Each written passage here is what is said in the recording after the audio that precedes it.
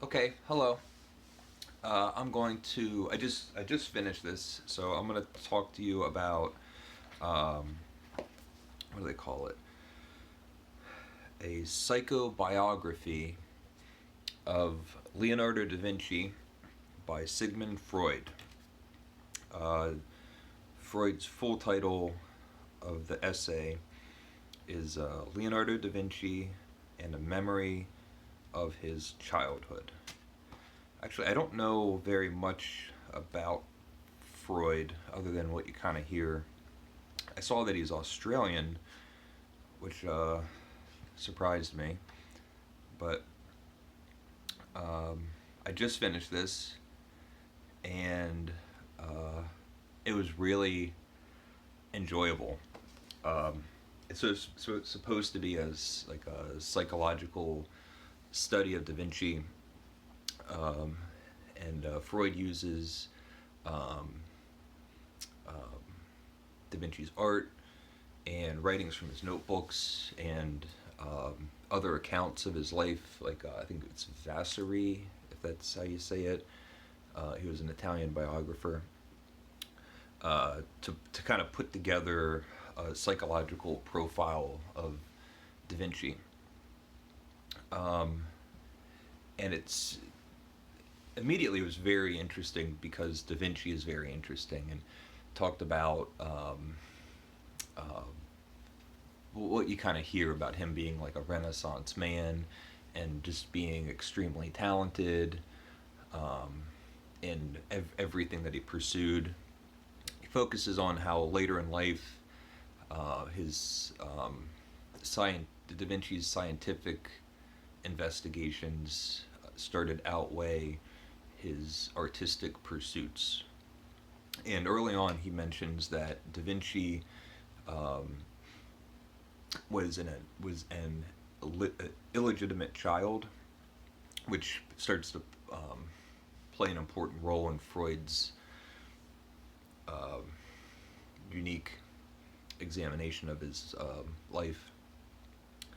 I ended up kind of giggling through most of it. It was extremely enjoyable to read, and at some parts extremely difficult to take seriously.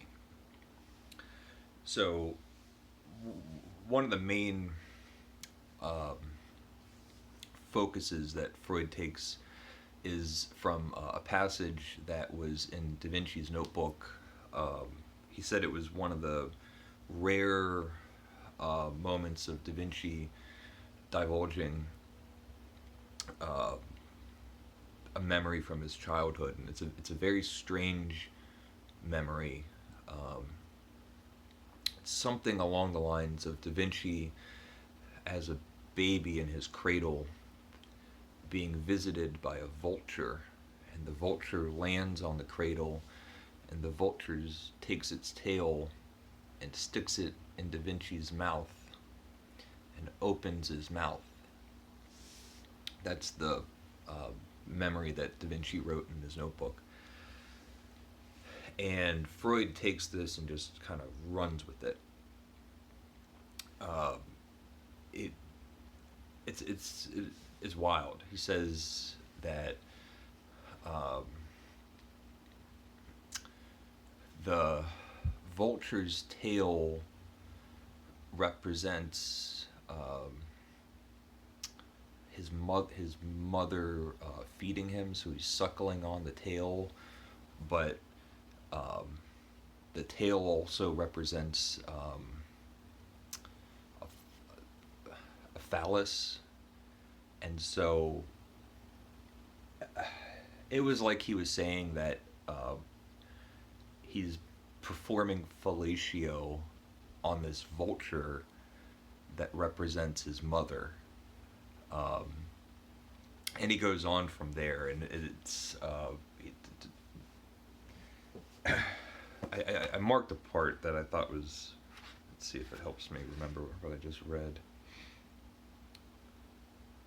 So he goes on and on about what I just said, and then he sums it up. Uh,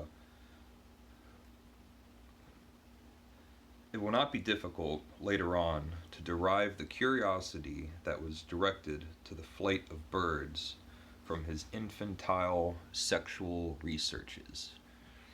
So, the fact that it was a vulture is, according to Freud, important in many ways. One, that Freud spent a lot of time, uh, Da Vinci spent time drawing birds in flight, and Freud saw that as these like sexual pursuits that he's uh, using art as a way to fantasize about. Um, he goes on to talk about how, um, and Da Vinci also had like his flying machines. So there's a lot of stuff about flight, and Freud says um, that the desire, man's desire to fly, uh, is his way of pursuing like sexual activities. It's all it's all about a man's like sexual prowess. Um, I think it's kind of. I wonder what Freud would have had to say about the Wright brothers as far as it goes. Um, anyway, yeah, I mean, there's a lot of very like perverse, subversive, um, kind of lewd stirrings that Freud thinks that he's extracting out of Da Vinci's art and notebooks. And I'll say if it wasn't for Freud being such a terrific writer, he's extremely entertaining. Uh, Without knowing very much about him, I can't imagine someone reading it and really taking it seriously. But it was great. I pulled out another book just because I have it. Um, so one of the other things that I know about Freud was that he liked cocaine. And this is a book that my friend Bob, I mentioned him in one of my other videos, Bob gave me, and it's this. The Cocaine Papers by Sigmund Freud. And I read it years ago. It's great. It's Freud talking about all of the benefits of cocaine, and basically that there's no downside to having regular doses of cocaine. And reading the Da Vinci psychobiography and thinking about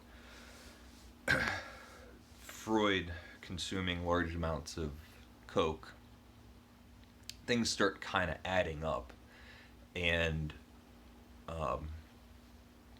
it's almost as if it's like that old saying where you say, for an artist, every portrait is a self-portrait,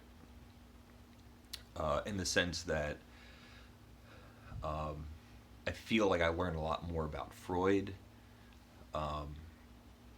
than I got out of any insight that I learned about Da Vinci. There's certainly a lot of interesting things that he talked about Da Vinci, but